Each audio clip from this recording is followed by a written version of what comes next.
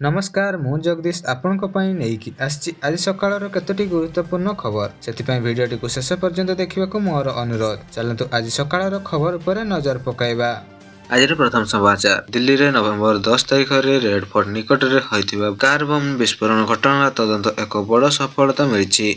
ଏହି ଆତ୍ମଘାତୀ ଆକ୍ରମଣ ବ୍ୟବହାର କରାଯାଇଥିବା କାର ଜଗାଇବା ସାହାଯ୍ୟ କରିଥିବା ଜଣେ କାଶ୍ମୀର ଯୁବକ ଜାତୀୟ ଅନୁସନ୍ଧାନ ଏଜେନ୍ସି NIA ଗିରଫ କରିଛି। ଏହି ବିସ୍ଫୋରଣ 10 ଜଣଙ୍କ ମୃତ୍ୟୁ ଘଟିଥିବା ବେଳେ 32 ଜଣ ଆହତ ହୋଇଥିବା ସୂଚନା ମିଳିଛି।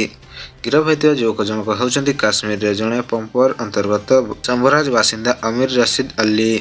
दिल्ली गिरफ कर NIA रिपोर्ट अनुसार अमीर फरीदाबाद अल्फाज यूनिवर्सिटी सरकारी प्रोफेसर डॉक्टर उमर उन नवीन मिसी घातक आक्रमण षड्यंत्र करते। विस्फोरण व्यवहृत होता vehicle bone ID VVID car अमीर नामक पंजीकरण होता बेले से उमर को गाड़ी जोगाड़ कर साहाय्य करने दिल्ली आसते। विस्फोरण स्थान उद्धार होता पड़ जाइए सबटी आत्मघाती बोमा विस्फोरण डॉक्टर उमर उन नवीन बोली फोरेंसिक रिपोर्ट निश्चित होती। NIA एपर्यंत 73 जन साक्षी को पचराउचरा अधिक तथ्य उमर एक गाड़ी को जबत कर तदंत तदंतकारी अधिकारी माने विश्वास करुछन्ति जे एही षड्यंत्र केवल एही 2 जन मध्य सीमित नुहे एवं आगामी समय आहरी अधिक गिरफ दाबी होबार संभावना रही। चलते नजर पके परवर्ती खबर उपरे। खसुची पारद बढ़ुची शीत राति बढ़िले शीत बढ़िबार लागिछि। दिन में ठंडार प्रकोप अनुभूत होता बेले राति आहरी वृद्धि पाई बिना गरम पोशाक किंबा बिना निआरे रहिबा कष्टकर हो पड़ुछि। गतकाली 12 डिग्री तले रही 13 सहर तापमात्रा उदयगिरी सर्वनिम्न 5.8 डिग्री रेकर्ड होता तापमात्रा पर सेमिलगुड़ा 7.4 दारिंगबाड़ी 8 फुलवाणी 9 डिग्री तापमात्रा रही एवं ट्विन सिटी तापमात्रा 13 डिग्री रेकर्ड होता सूचना देछि पाणीपाग विभाग। चलते नजर पकाइबा परवर्ती खबर पर।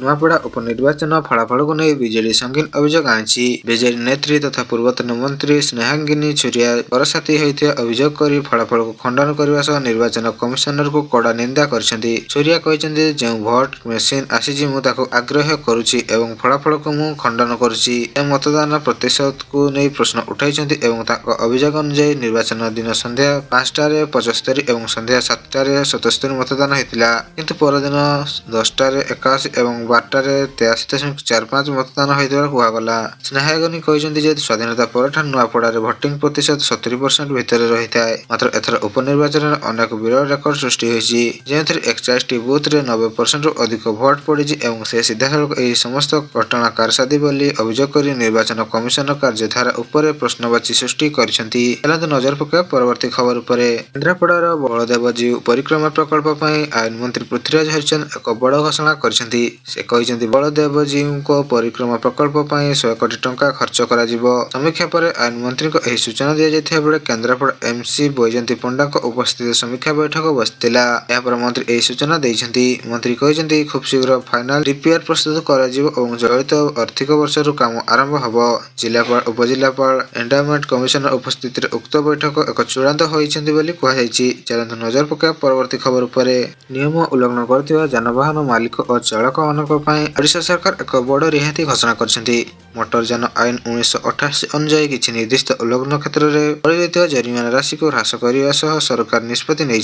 यह सुविधा जुलाई 31 2026 पर्यंत उपलब्ध एवं वाणिज्य एवं परिचालन विभाग द्वारा जारी होता एक नूतन विज्ञप्ति अनुसार अपराधी मान निर्दिष्ट उल्लंघन कंपाउंडिंग फी दे चालान को समाधान करें। यह निष्पत्ति पड़ रही ट्राफिक चालान बाकी परिमाण को कमाइबा एवं स्वेच्छाकृत भाव में नियम पालन को प्रोत्साहन करने लक्ष्य दि जाएगी। MB आईन धारा 192A अनुसार परमिट बिना गाड़ी चलाइले पूर्व 10,000 टंका वर्तमान 5,000 टंका जरिमाना देवाक पड़िबो। धारा 194 अनुसार अनुप्राप्तिक ओजन ठार अधिक बोझ सहित गाड़ी चलाइले 20,000 टंका बदल 10,000 टंका एवं प्रति टन अधिक बोझ पाई 2,000 टंका बदल 1,000 टंका जरिमाना देवाक पड़िबो। आवश्यक जो चालान गुड़िक संपर्क में कोर्ट रे प्रोसिक्यूटर को रिपोर्ट PR दाखल कर सेगुड़िक एही योजना परिसरभुक्त हेब नाही। चलते नजर पकाइबा परवर्ती खबर उपरे। ओडिशार प्रख्यात लोकप्रिय युव कंठशिल्पी ह्यूमन सागर स्वास्थ्य अवस्था वर्तमान सुधा संकटापूर्ण रही। एने भुवनेश्वर ଏମ୍ସ ପକ୍ଷରୁ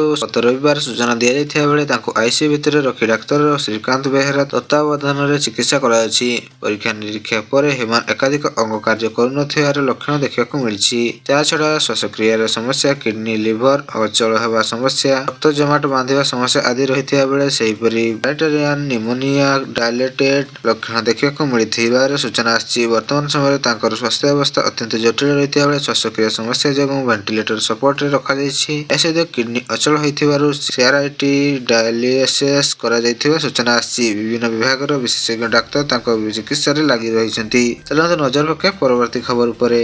ତୃତୀୟ କିସ୍ତି ସୁଭଦ୍ରା ଟଙ୍କା ମିଳିବା ବେଳକୁ ଅନୁଗୁଳ ଜିଲ୍ଲାର ହିତାଧିକାରୀଙ୍କ ସଂଖ୍ୟା 19,213 କମିଗଲାଣି। ଜିଲ୍ଲା ସମାଜ ମଙ୍ଗଳ କାର୍ଯ୍ୟାଳୟ ପକ୍ଷରୁ ମିଳିଥିବା ସୂଚନା ଅନୁଯାୟୀ ବର୍ତ୍ତମାନ ସୁଦ୍ଧା ଅନୁଗୁଳ ଜିଲ୍ଲାରେ ମୋଟ 3,23,657 ଜଣ ମହିଳା ସୁଭଦ୍ରା ଯୋଜନା ପାଇଁ ଆବେଦନ କରିଛନ୍ତି। ସେମାନଙ୍କ ମଧ୍ୟରୁ 3,06,859 ଜଣଙ୍କୁ ପ୍ରଥମ କିସ୍ତି ମିଳିଥିବା ବେଳେ ଦ୍ୱିତୀୟ କିସ୍ତି ବେଳକୁ ଏ ସଂଖ୍ୟା 3,01,928କୁ ଖସି ଆସିଛି। ସେହିପରି ତୃତୀୟ କିସ୍ତି ବେଳକୁ ଅନୁଗୁଳ ଜିଲ୍ଲାର ସୁଭଦ୍ରା ହିତାଧିକାରୀ ସଂଖ୍ୟା 2,87,686କୁ ଖସି ଆସିଛି। ଗୋଟିଏ ପରେ ସୁଭଦ୍ରା ଯୋଜନାର ପ୍ରତିଦିନ ନୂଆ ହିତାଧିକାରୀ ଯୋଡ଼ି ହେଉଥିବା ବେଳେ ଜିଲ୍ଲାର ବହୁ ଅଯୋଗ୍ୟ ହିତାଧିକାରୀ ବାଦ ପଡୁଥିବା, ହିତାଧିକାରୀ ସଂଖ୍ୟା କମୁଥିବା କୁହାଯାଉଛି। ଚାଲନ୍ତୁ ନଜର ପକାଇବା ପରବର୍ତ୍ତୀ ଖବର ଉପରେ। ଓଡ଼ିଶାରେ ଲୁଚିଥିଲେ ଏକାଧିକ ବାଂଲାଦେଶୀ, ଚଢ଼ାଉ କରି ଧରି ନେଲା ପୋଲିସ। 2 ସନ୍ଦିଗ୍ଧକୁ ଅଟକ ରଖିଛି ପୋଲିସ। ଜଗତସିଂହପୁର ଅନ୍ତର୍ଗତ ସଦର ଥାନା ବେହେରାପୁର ବସ୍ତିରେ ପୋଲିସ ରେଡ୍ କରିବା ପରେ ସେଠାରେ ଅନେକ ବାଂଲାଦେଶୀ ରହୁଥିବା ପୋଲିସ ଜାଣିପାରିଛି। ଚଢ଼ାଉ ହୋଇଥିବା ବେଳେ 10 ଜଣ ଘଟଣାସ୍ଥଳରୁ କୁଆଡ଼େ ଫେରାର ହୋଇଯାଇଥିବା କୁହାଯାଇଛି।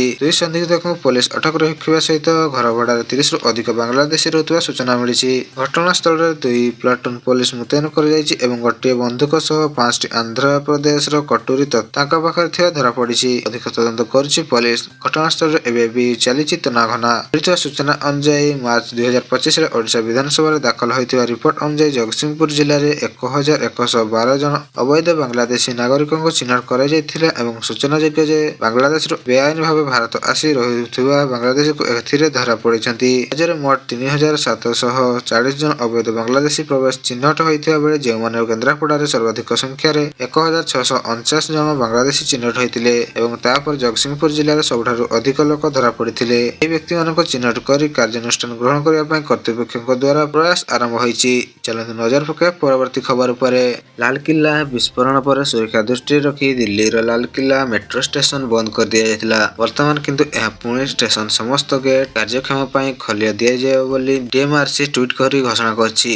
ଗେଟ୍ 2 ଏବଂ 3 ଗତକାଲି ଖୋଲାଯାଇଥିବା ବେଳେ ଗେଟ୍ 1 ଏବଂ 4 ଖୋଲାଯାଇଛି। ସୂଚନାଯୋଗ୍ୟ ନଭେମ୍ବର 10ରେ ବିସ୍ଫୋରଣ ପରେ ସତର୍କମୂଳକ ପଦକ୍ଷେପ ସ୍ୱରୂପ ମେଟ୍ରୋ ଷ୍ଟେସନ ବନ୍ଦ କରିଦିଆଯାଇଥିଲା। ଏହି ମାମଲାରେ ତଦନ୍ତ ସମୟରେ ଗୋଟିଏ ପରେ ଗୋଟିଏ ରହସ୍ୟ ସାମ୍ନାକୁ ଆସୁଥିବା ବେଳେ ବିସ୍ଫୋରଣ ସ୍ଥାନରୁ 3ଟି କ୍ୟାଟ୍ରିଜ୍ ଉଦ୍ଧାର କରାଯାଇଛି ବୋଲି ପୋଲିସ ସୂତ୍ରରୁ ଜଣାପଡ଼ିଛି। ସବୁଠାରୁ ଗୁରୁତ୍ୱପୂର୍ଣ୍ଣ କଥା ହେଉଛି ଘଟଣାସ୍ଥଳରେ ଏହି ଜିନିଷ କିପରି ଆସିଲା ଓ ସେ ନେଇ ତଦନ୍ତ ବର୍ତ୍ତମାନ ସୁଦ୍ଧା ଜାରି ରହିଛି। ଏପରି ମଧ୍ୟ ବନ୍ଦ ହୋଇଥିବା ମେଟ୍ରୋ ଷ୍ଟେସନର ପୁଣି ଖୋଲି ଦିଆଯାଇଛି।